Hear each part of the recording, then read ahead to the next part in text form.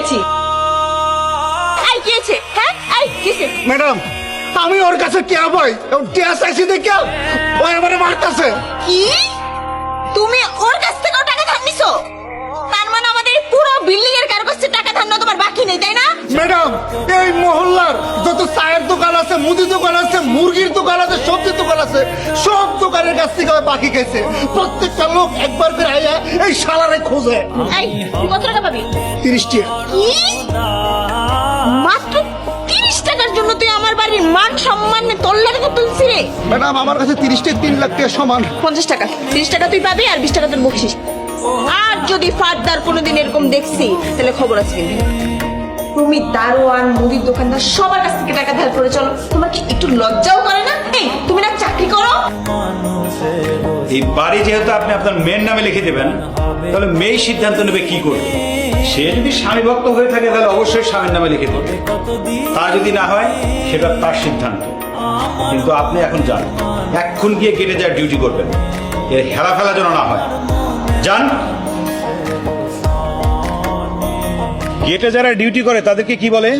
দারোয়ান বলে। আর বাড়িতে যারা থাকে তাদেরকে কি বলে? বাড়িওয়ালা ভাড়াটিয়া বলে। সালামটা কি দারোয়ান দিবে, না বাড়িওয়ালা দিবে, না ভাড়াটিয়া দিবে? দারোয়ান দিব। এতক্ষণ দেন নাই কেন? আসসালামু আলাইকুম। ওয়ালাইকুম আসসালাম। শোনেন, আর একটা কথা বলি, আমি যে আপনার সম্পর্কে কি লাগি সেটা কিন্তু ভুলে যাব যদি ঠিকঠাক মতো ডিউটি না করেন।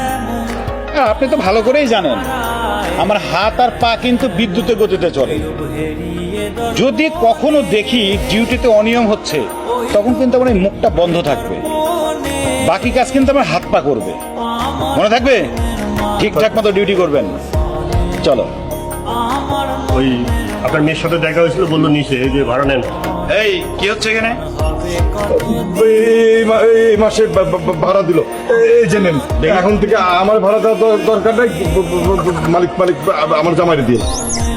এই এখানে ভাড়া কত? 12,000। 12,000? মাত্র 12,000 টাকা? এই শোনেন, সামনের মাস থেকে 3,000 করে ভাড়া বাড়ানো হলো প্রত্যেক ফ্ল্যাটের জন্য। কি বলেন? উনি না গত 2 মাস আগে 1,000 টাকা বাড়াইছি, আপনি আবার হুট করে 3,000 টাকা বাড়াইলেন? আরে তখন মালিক ছিল একজন, সে 1,000 টাকা বাড়াইছে, এখন মালিকানা চেঞ্জ হয়েছে, এখন থেকে 3,000 টাকা বাড়বে। ইচ্ছা হলে থাকবেন, না থাকলে অন্য বাসা খুঁজবেন। কি মনে থাকবে? কথা বলেন না কেন? মনে থাকবে? জি মনে থাকবে। ঠিক আছে।